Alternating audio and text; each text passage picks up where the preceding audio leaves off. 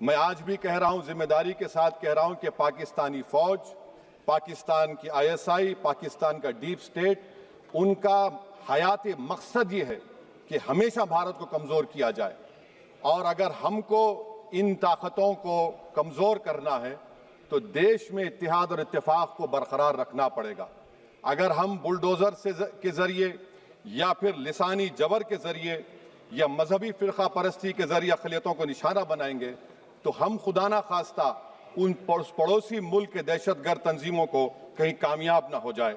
Madam, मैं आपके सामने ये भी कहना चाहूँगा कि इत्तेहाद और इत्तेफाक इस मुल्क में जब मजबूत होगा तो हमको बैनुल-अक़वामी सतह पर दिखाने की ज़रूरत नहीं पड़ेगी।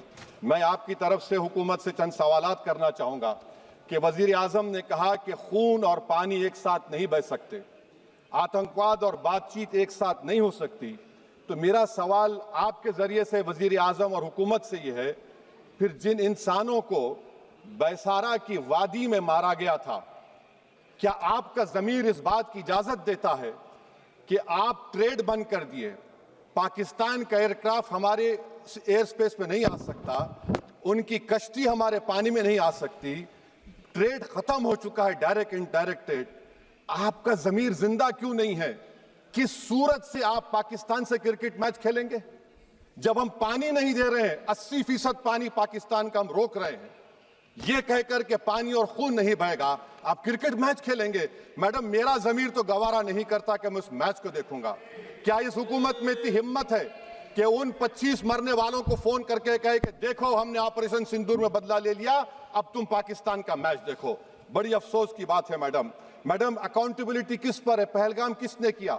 7.5 लाख हमारी फौज और सेंट्रल पैरामिलिट्री फोर्स है, ये कहां से 4 चूहे घुसकर हमारे भारत के नागरिक को मारे? अकाउंटेबिलिटी किस पर फिक्स होगी?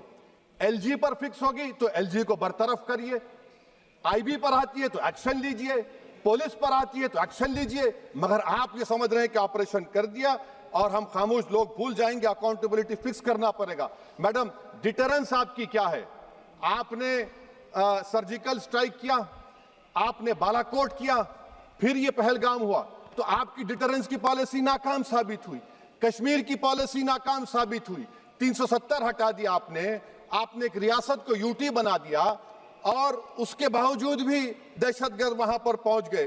तो और अफसोस मुझे इस बात का होता है मैडम कि पाकिस्तान को हम जानते हैं, पाकिस्तान और इजराइल इस पूरी दुनिया में एक फेल्ड स्टेट है और पाकिस्तान के आर्मी चीफ को, जिससे हमारे स्ट्रेटेजिक रिलेशनशिप है, जिसको अपना दोस्त कहते हैं, उस देश का प्रेसिडेंट उस शख्स को बुलाकर खाना खिलाता है अपने साथ जिसके भाषण से हमारे लोग मारे गए थे। तो क्या आपकी खर्जा पॉलिसी कामयाब हुई? आप देख लीजिए। अच्छा, हमारे देश में एक ऐसी तंजीम है जिसका वजूद नफरत की बुनियाद पर और मजहबी अज़वियत को फैलाने के लिए बनाया गया, उनको तकलीफ है सेकुलरिज्म से, सोशलिज्म से, मगर हमारे संविधान के प्रियम्बल में लफ्ज़ सॉवरेन है।